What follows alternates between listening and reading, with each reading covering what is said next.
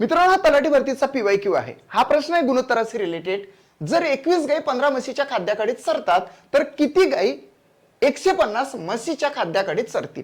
मित्रांनो, काय करायचं असतं की 21 गायी यास 15 म्हशी, 21 यास 15 म्हशी, तर किती गायी म्हणजे ह्या गायी झाल्या तर X गायीसाठी आणि 105 म्हशी, अशा पद्धतीनं आपल्याला त्याला गुणोत्तरामध्ये अरेंज करायचं आहे. आता काय करायचं की 21 गुणिले 105 हे ऍट फर्स्ट आपण लिहून घेऊ. 21 गुणिले 105 भागिले काय तर हे 15 गुणिले x म्हणजे 15x. आता बघा काय करायचं.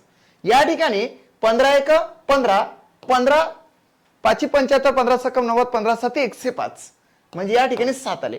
21 गुणिले 7, 21 गुणिले 7 म्हणजेच आन्सर 7 एक 7, 7 दोन्ही 14, 147 गायी या 150 म्हशीच्या खाद्याकडे चरतील, असं याचं आन्सर आहे 147. सो चेक करूया, 147 राईट आहे. दुसरा प्रश्न आपण इंग्लिश मधला घेतलेला आहे व्याकरणाशी related. Select the most appropriate question tag to fill in the blank. Please stop criticizing others.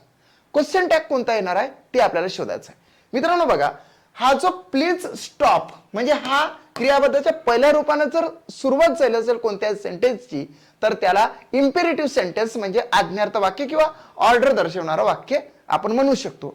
जर ऑर्डर दर्शवणारं अर्थातच इम्पेरेटिव्ह सेंटेन्स असेल तर आपल्याला डायरेक्ट सांगतो की क्वेश्चन टॅग कोणता घ्यायचा, तर क्वेश्चन टॅग घ्यायचा असतो विल यू.